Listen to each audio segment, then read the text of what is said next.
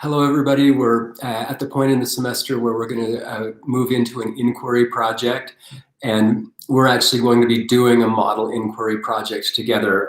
A lot of the hunting that you've done for social studies and for science texts and just for good informational texts along the way is setting us up for this focused inquiry. So I've asked you to start doing some hunting for very specific kinds of texts to support us in that inquiry on the topic that we're going to be working on. I'm just going to talk about what this whole approach to teaching is all about. So inquiry learning and English learners, the key idea behind inquiry learning is that the students ask and answer their own questions. And one of the reasons that we push that direction is, one, it's been shown to be really effective in content learning. In science and social studies, this is a way to get kids engaged and meeting a lot of standards in science and social studies. But also that asking and answering your own questions is one of the tried and true ways to get increases in comprehension and engagement from young readers. So if you want your readers to be reading for purpose and hunting for ideas and thinking about what they read, that gets them involved. The reason we're looking for some of that with our English learners is that English learners, the research that we have on effective English learning in classrooms, is that they're more likely to gain the skills that we hope for from them as English learners if they're involved in higher order thinking processes. And that's what this inquiry learning process is all about, is to get them asking higher order questions, not just basic fact questions like when and where and what. These are going to be how and why and what's the process and how do you know, and those kinds of questions that are higher order thinking questions. So asking and answering your own questions is something you can't just get out of nowhere. So what I usually do with an inquiry project is that I lead kids at the beginning of the year through a model inquiry project that I scale down really small. And when I say really small, I'm talking about like 4 weeks. So we're talking about like an entire month on one single topic where all the kids and me are thinking about the same topic, but I'm leading the kids to figure out how can you ask interesting and meaningful wonder questions. And inquiry questions are usually I wonder kinds of questions. But you want to coach the kids towards questions that aren't just yes or no answers, and questions that can't just be answered by the finding of one fact, like one article and I found my answer and I'm done. They're going to be more process-oriented type questions that you ask them to think about. So I start out my unit that we're going to be working on by asking the question, would you eat whale meat? And that's not my inquiry question. That's just a little hook to get kids and you and me involved, because it's an emotional question. It gets people really thinking, well, no, that's gross. Whales are important. We need to preserve the whales and so on. There are a lot of public opinions about whaling and whales that I try to wake up with that question.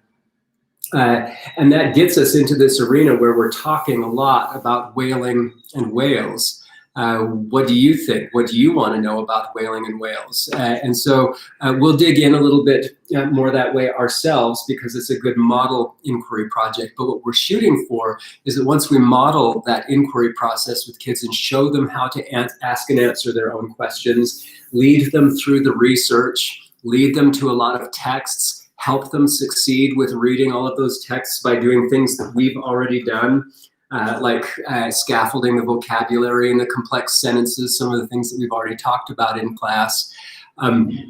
Once you're able to do that with a model inquiry project, then the next time you do it, you go in deeper and longer. So you pick a bigger topic that has the potential for a lot of questions and allow the kids to choose their own subtopics.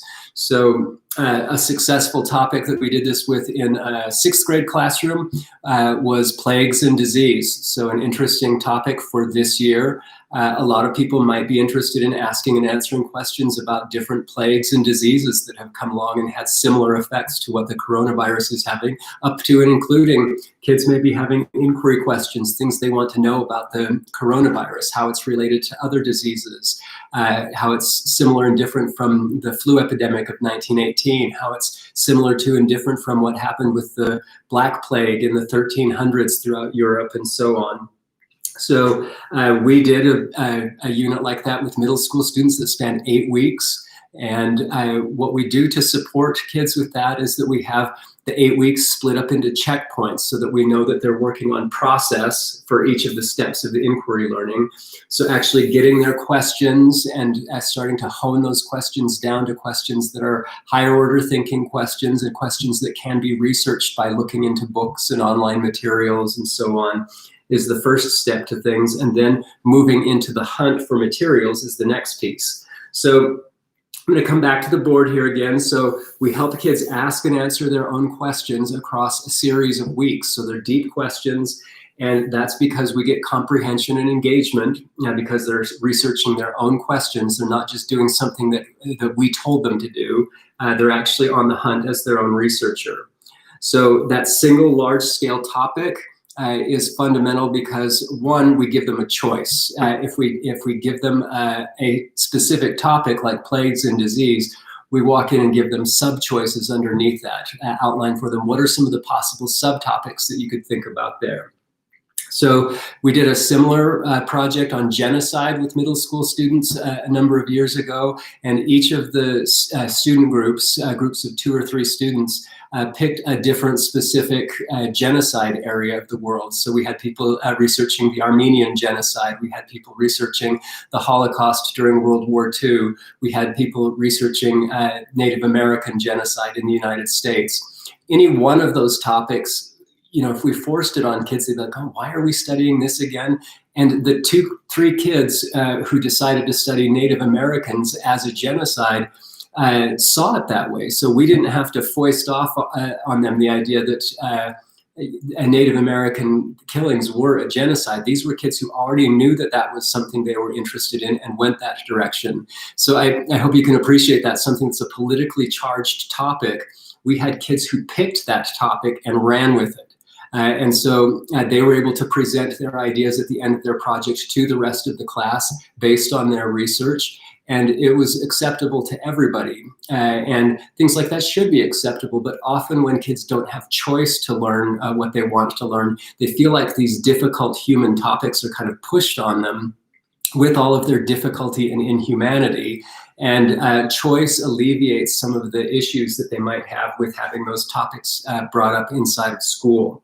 So long-term research, that 4-week unit, that again gives you the idea that you're going to be hunting with the kids for all of the materials. That puts you in the position of being the one who needs to find a lot of books and find a lot of articles and help the kids bring all of the resources that you have to bear on finding those materials that will support them in that. If you're teaching younger grades, like kindergarten and first grade, you have to go with topics where you know there are actually materials that they can get. Materials with a lot of pictures, materials with a lot of small level text that doesn't have to have 3rd, 4th grade reading ability to go along with it, and so on.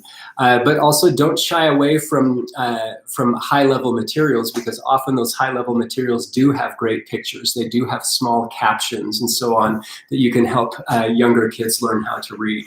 So same thing with your English learners. You don't want to shy away from real text just because your English learners don't know as much English as other kids in the classroom yet.